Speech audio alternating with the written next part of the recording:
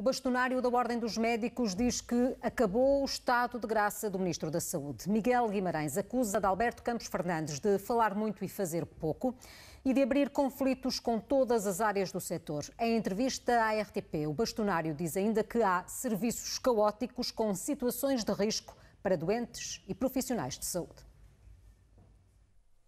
Tem 55 anos, passou as últimas 24 horas entre blocos operatórios em colheita de órgãos e transplantes, assumiu o cargo de bastonário da Ordem dos Médicos a 8 de fevereiro, quase a completar 6 meses, é a hora de balanço. E começo desde logo por lhe perguntar, Dr. Miguel Guimarães, se o Ministro da Saúde já perdeu o estado de graça. Já perdeu completamente o estado de graça. Repara, eu não me lembro, nos tempos mais recentes, de nenhum Ministro da Saúde ter praticamente todos os profissionais de saúde com sentimento de revolta relativamente àquilo que está acontecendo no Serviço Nacional de Saúde. E desde logo, quais são os principais pecados que aponta a este Ministro, médico, e muito elogiado também pela Ordem dos Médicos quando tomou posse? Tudo está na iminência de estar resolvido, mas de facto as coisas não estão a andar para a frente. O nosso Ministro fala muito bem, dá sempre um sinal de esperança às pessoas quando fala, é muito simpático com os vários profissionais de saúde, com os doentes, enfim, com a população de uma forma geral, mas na prática não está a fazer nada. E, portanto, ou ele arrepia caminho rapidamente, ou as coisas vão se complicar. Tenho a certeza que se vão complicar. Cada vez se eu falar mais em remunerações que são absolutamente escandalosas, ainda hoje, numa notícia publicada, se falavam em pagarem aos médicos 800 euros por mês, isto é absolutamente inaceitável. Eu estava convencido, até pelas expectativas que o nosso Ministro da Saúde nos foi criando, ao longo, antes mesmo de ser Ministro e depois no início do seu mandato, e na verdade muitas das situações que são absolutamente essenciais mudar, nomeadamente em termos de reformas, não estão a acontecer. Não estão a acontecer e está a ter um prejuízo grande, desde logo para a população, para os nossos doentes, para as pessoas de uma forma geral, mas também para o próprio Serviço Nacional de Saúde. Eu estou convencido que o Serviço Nacional de Saúde nunca esteve tão inclinado para baixo como neste momento está. Está a dar resposta a cerca de 55, 60% dos portugueses no máximo. A maior parte dos portugueses já optam por recorrer aos serviços privados e pagam os cuidados de saúde do seu próprio bolso. Mas a premissa do seu Ministro ao dizer que não pode dar tudo a todos ao mesmo tempo não é válida? Ele não tem que dar tudo a todos ao mesmo tempo. Ele tem que dar aquilo que os portugueses merecem. Mas o seu Ministro pode ficar refém, por exemplo, de protestos como o que tem acontecido, desde logo dos enfermeiros que põem em serviço à beira da ruptura em áreas tão delicadas? Os enfermeiros especialistas resolveram optar por esta forma de luta. Na altura, questionou-se a questão da legalidade desta forma que os enfermeiros estavam a optar para puxarem um bocado por aquilo que são as suas reivindicações. O Sr. Bastonário também questionou. Eu também. Mas é assim, mas enquanto as pessoas podem ter dúvidas sobre a legalidade, o Ministro não pode ter dúvidas.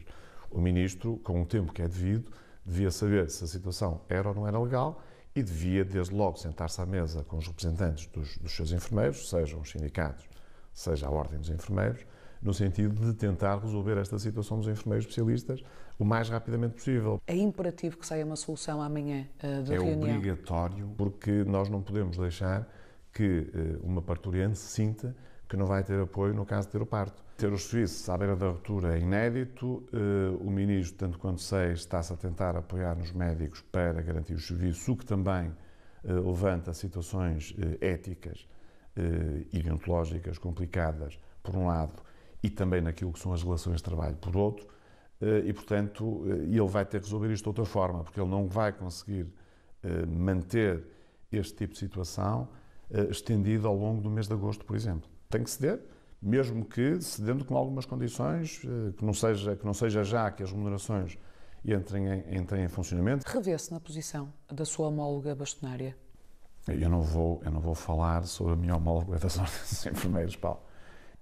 A pergunta que eu lhe fiz é se se revê nessa posição. Há um limite que nós não ultrapassamos, porque faz parte das regras, faz parte do Estatuto da Ordem dos Médicos, e os sindicatos têm que ter e devem ter o seu espaço. Tem feito um périplo pelo país, por vários hospitais, e já disse que faltam 4 a 5 mil médicos no Serviço Nacional de Saúde, inclusivamente que há serviços que estão caóticos e em situação de risco. Dê-me alguns exemplos. Hospital de Faro, Hospital Amadora Sintra, Hospital de Beja, Vila Real, Hospital de Vila Real, Hospital de Castelo Branco, Hospital de Aveiro.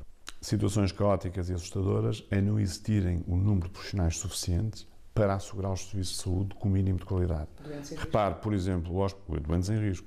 Repare, por exemplo, o Hospital Amadora Sintra, ainda há pouco tempo, enfim, os diretores de serviço todos apresentaram formalmente a sua demissão ao Conselho de Administração, porque o Hospital Amadora Sintra tem uma falta de cerca de 100 médicos. 100 médicos, só um hospital. Se não fossem estes internos da especialidade, que de facto, em muitos casos, de forma até, eu diria, indevida, assumem verdadeiras funções de especialistas, nomeadamente em contexto de consultas externas, em contexto de serviços de urgência, enfim, em múltiplos contextos, quando eles estão numa fase de formação em que deviam estar mais acompanhados pelos médicos especialistas, a verdade é que sem eles o Serviço Nacional de Saúde colapsaria de imediato. Mas o que é certo é que se está a violar a lei. Sim, em alguns casos, claramente. Nós estamos em cima dessa situação e vamos tentar e vamos regularizá-la, porque, acima de tudo, nós temos que proteger os doentes que utilizam o Serviço Nacional de Saúde e temos que proteger também os próprios médicos jovens que não têm capacidade para dizer que não às pessoas que dirigem eventualmente os serviços ou dos próprios hospitais. Tendo em conta que o Orçamento de Estado tem de ser entregue até outubro, o que é imperativo e urgente fazer até lá, estar consagrado até lá, até para o Ministro ter mais margem de manobra? Diminuir a pressão sobre os profissionais de saúde. Não podemos continuar a ter esta pressão.